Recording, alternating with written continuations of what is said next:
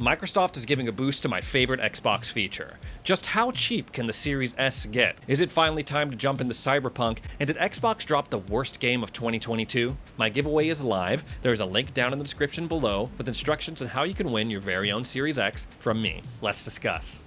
So I feel like I need to address the elephant in the room, and that elephant is Crossfire X. Now, this game, previously I had sort of dismissed it when I was talking about Stalker 2 and how bummed I was that it got delayed and how we're in a bit of a dry spell when it comes to Xbox exclusives, and I said something like, oh, you know, Crossfire's coming in February, but who cares? And I thought to myself, you know what, Ray? Let's choose to have some positive energy about this. There's so much negativity, especially online in the gaming community. For every one person that is excited about a game, that wants a game to do well, I'd say there's like 10 more people who want the game to fail. Or maybe it just seems that way because they make themselves seem the loudest. So I came back, chose to be positive about it.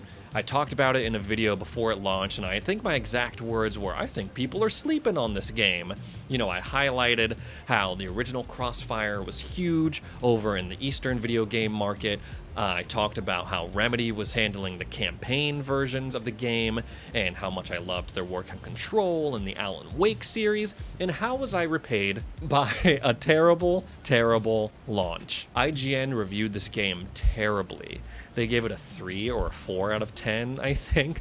And I can't remember, honestly, the last time that IGN rated anything below a 7. And of course, on top of that, both the multiplayer and the single-player experiences had a ton of bugs, which is never a good look. There was also this bizarre issue where they advertised that the multiplayer was going to be free, but the campaign, at least one campaign, was going to be playable on Game Pass, Operation Catalyst. But when the game launched and you tried to play Operation Catalyst, you were not able to as part of your Game Pass subscription. It was this weird bug that happened. I think they said there were some pricing issues with the store. It was a mess. It led the developer, I think the executive producer, to come out and say, I'm really sorry about the state of the game, guys. We're going to try to get this fixed up. But you know, that's never a good look, right? The damage had already been done. I played through the multiplayer, I played through Operation Catalyst, and I will say, even if you took out the bugs, I don't think that this would be anything special, Crossfire X, which is super disappointing for a number of reasons. The main one being that Crossfire was supposed to kind of hold us over in this Xbox Studios dry spell. It was supposed to placate us while we waited for Redfall, for Starfield, for Stalker 2 to come out, and of course, that's not what happened. I'm not saying there aren't plenty of other games to occupy your time while you wait for the games I just mentioned, like Dying Light 2, but it was still super disappointing. It left me really hungry to find another multiplayer game, and maybe not a shooter this time, maybe something completely different. And that led me and my friend to try out Sea of Thieves. Now, I had played Sea of Thieves only once, a few years ago, I think closer to when it launched, and I didn't really get into it back then, but I'm really glad I tried it out with my friend now, because I had a blast. What strikes me about this game, and it was true back when I played it a couple years ago, is that it's gorgeous. You know, the characters are cartoony, the weapons and the clothing are cartoony, and there's some funny things. You can drink a whole bunch of rum and throw up everywhere. It's silly, but when you get out on the open seas and you see the water, it's just beautiful.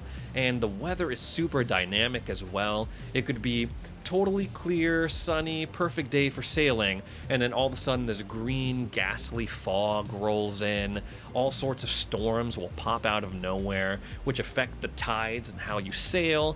And lightning even struck my ship at one point, setting it on fire, so that was a whole nother thing I had to deal with. If you were one of those people that was disappointed with Halo Infinite and the lack of different biomes, this is something that I think you would really enjoy and appreciate. Now, when I played this game a few years back, I remember thinking, what do I do? I was sort of looking for treasure, but whenever I showed up on any islands and stuff, there were no enemies, there was really hardly anyone even playing, so I wasn't running into that PvP element. That was not the case this time. We really went on a proper pirate adventure. We were given this quest where we had to kind of decode this riddle and search for the shipwreck, and that shipwreck had a chest that contained this totem that led us to this other island where we had to solve solve these puzzles, and every puzzle there was these skeletons and zombie hybrid sea creatures that would pop up and try to attack us. And once we finally got the relic that we were seeking, a ton of these enemies popped up, the skeletons, the clam monsters, whatever you want to call them, and we were out of ammo at that point, so we just said, let's dip out of here. So we had a daring escape back to our ship, escaped the island, and then all of a sudden we ran into another enemy bunch of players, and they had this huge ship that looked like it was straight out of the gates of Oblivion, and we had a tiny ship. They said they were gonna attack us. We were like, let's get out of here.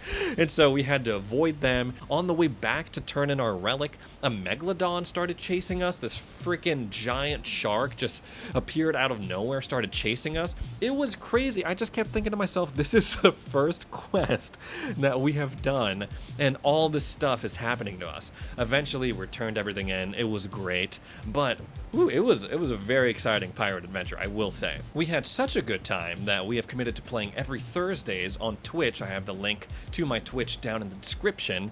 But overall, if you haven't played it, if you were thinking about getting into it, but you're like, I don't know, I would recommend really trying it out, especially if you have Game Pass. But I will say that a lot of my enjoyment, I feel, was predicated on the fact that I had a friend with me, someone to enjoy it with. You know, I really don't know how this game would play solo. I feel like a big part of the experience would be missing. It would probably also be very, very stressful as well. So disclaimer, try to bring a friend if you can. We are finally getting a proper next-gen version of Cyberpunk 2077. Now, prior to this, of course, you could play Cyberpunk on your Series X, on your PS5, but really you were running the last-gen version of the game, the PS4 and the Xbox One. This took a little bit longer than expected to get out, but as we all know, Cyberpunk had a ton of other problems that they had to deal with. If you need a refresher, there was a ton of Cyberpunk hype before the game released. Part of that was because of Keanu Reeves. Another part of that was CD Projekt Red had built up a lot of goodwill with their work on the Witcher series. But then, of course, we all know how the story goes. When it launched, it was a buggy mess. Everyone was dogging on it. Everyone was memeing on it. It was just a mess. This next-gen version will, of course, come with a series of graphical updates. It includes a ray tracing mode on your Series X. But I will say I've spent some time with the game, and I really can't tell. I mean, I can if I look very closely, but I didn't see a big enough difference to use ray tracing over performance mode. I really want to prioritize the 60 frames per second versus the 30 you get on the ray tracing. They added some new content, they added some new guns, new gear, a couple new quests, I think. They modified the HUD, they modified the UI, and they even tweaked the AI a little bit. Now, this update will actually come free if you already own Cyberpunk, the Xbox One version. But make sure you have enough storage because the update is pretty big, I believe over 50 gigabytes. And if you have never owned Cyberpunk before, there's also a free trial available on Xbox right now for download. You can play the game for 5 hours before you commit to purchasing it. And that is just a far cry considering that these are the same guys that blocked people from playing their game on certain platforms. They were being really weird about reviewer copies of the game before the release. So that is a complete 180, allowing people to play the game first and then making a decision on whether or not they want to purchase it. All in all, this might be the perfect time to jump into Cyberpunk or jump back into Cyberpunk if you set it down for a little while. So as we all know, the Series S is a great value. It is dirt cheap, $300 when you compare it to the other modern consoles, and I think it's a great machine. In a previous video, we talked about how there was a bundle floating around out there for $280, and I thought, dang, that's a really good deal, but now you can apparently buy one for even cheaper. So people have been saying that if you buy a Series S at Staples through their website, and yes, I'm talking Staples, the office goods store, they sell electronics if you didn't know.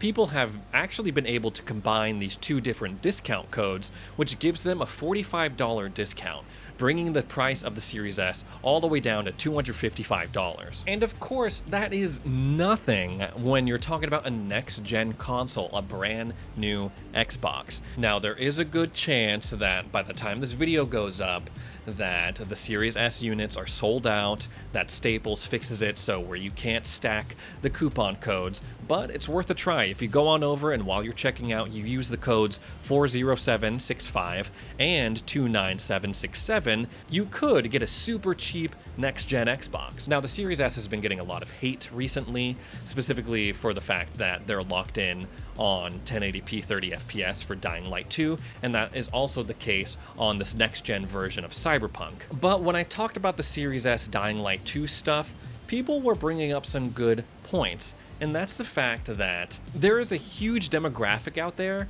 that do not care about resolution and frame rates, and the most common TV resolution is still 1080p. And I gotta agree with that, right? And I would say when it comes to the frames, I feel like I'm pretty used to 60 frames per second now that I've been playing so much on my Series X, but I also wouldn't really mind gaming at 30 FPS depending on the game. You know, some people just want to pick up a cheap Xbox that they can play FIFA on, that they can play, I don't know, Call of Duty on. I want to refrain from calling it a casual gaming machine because I know a lot of people that use it as their primary gaming machine and put a lot of hours in on it. At the end of the day, the Series S is a budget gaming machine. We shouldn't expect it to run games at 4K, 120 FPS, ray tracing. That's just not what it was meant for. And for those reasons, I still think that it's a pretty good machine. I've been advocating that people buy it at least since my Black Friday video. And for all my Series S owners out there, take heart, because there is something that you guys can do that PlayStation 5 owners cannot, and that's run games at 1440p. So take pride in that. So one of my favorite next-gen Xbox features is Quick Resume, and if you don't know what Quick Resume is, it is basically a feature that allows you to suspend a game and lets you jump back into it later where you left off without loading up the game again. Now, how it works is that you can have up to 5 games suspended in Quick Resume, but it is a little bit wonky because if you play any other games, it'll randomly bump off a game that maybe you were really wanted to keep suspended, you were counting on to stay in Quick Resume, maybe you didn't save or something like that. It also doesn't work for every game. For example, it works beautifully with Subnautica Below Zero. I had a game that I had suspended for months, and I jumped back into the same point that I left off months ago, and it was awesome. But when I was playing through Scarlet Nexus, anytime I tried to launch the game on the Quick Resume kind of deal, it was just a black screen. I would have to restart the game over again. Microsoft seeks to address at least one of those issues. Eden Marie, a lead engineer over at Microsoft, posted some screenshots on her Twitter and said, "Some screens of the Keep in Quick Resume feature, going out to alpha Xbox insiders at 2 p.m. Pacific time today. Up to 2 games can be pinned, so they won't be lost unless the game updates or you remove it. If you try to add a third game, you'll be prompted to choose which game to remove. So by pressing the view button on the game, you'll be able to pin it into Quick Resume, meaning that your Xbox will always prioritize that game for a Quick Resume status, and it won't be overridden by opening up other games. Once they're pinned in the Quick Resume, they're always going to be in that little group Quick Resume menu, meaning that they're always ready for you to jump back in. And if you want to add another game to that list, that pinned 2 games, it'll ask you, hey, which one do you want to remove? I think this is going to be a super helpful feature. If you are constantly in and out of a game, that's your go-to game, you will always be able to jump back in as quickly as you can. You won't have to fuss with any of the loading stuff and boot up stuff. But I will say that there are some games that I wish Quick Resume wouldn't mess with at all, right? When I'm playing Halo Infinite and I'm logging off for the night, I'm saying, hey, good night, guys, GG's all around, and I get back to the menu, I turn off my Xbox, Quick Resume will try to suspend Halo Infinite, and when I try to launch Halo Infinite again from Quick Resume, I have connectivity issues, has trouble connecting back to Xbox Live, it doesn't show me which friends are currently playing Halo Infinite, it won't load my friends list, and all of the stuff like the announcements and my challenges, it won't load in. So I have to go ahead, quit Xbox, boot it up again, and I just don't want to deal with that. I would rather it not go to Quick Resume at all. But overall, I'm glad to see that they're working on a feature that I think could be really, really cool in the long run. Of course, this is only available to alpha skip-ahead insiders, but as we have talked about in the past, once they start testing them, it's only about a month or 2 before they get rolled out to everyone else. Okay, maybe not a month or 2, maybe a little bit longer than that. Anyways, guys, that's all the news I have for today.